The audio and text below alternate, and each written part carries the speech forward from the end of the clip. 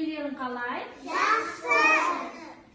Балалар, сендер дүкенге барып көрдіңдер ме? Иә. Қандай дүкенге бардыңыз? Киім сататын дүкенге бардым.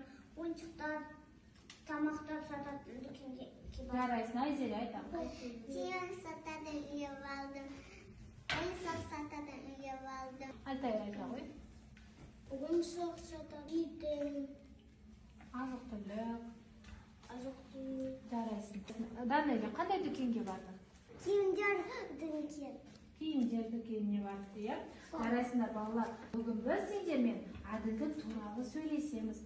Әділдік дегеніміз балалар, шындықты айту, кезекті сақтай білу, біреудің затын тартып алмау балалар. Бәріне бірдей қарау керек, иә? Әділ болған адам бәріне көмектеседі және ешкімге жамандық жасамайды.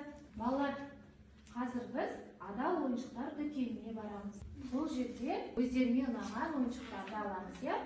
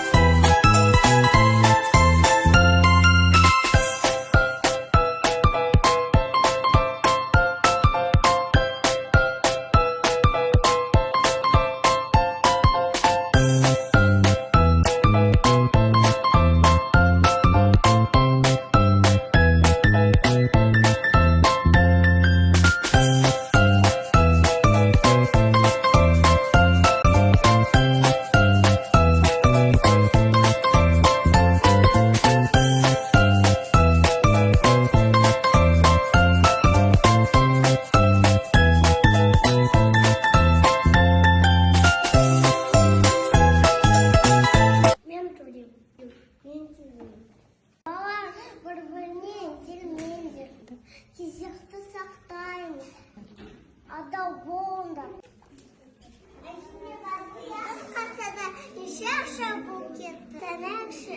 1, 2, 3, 4, 5.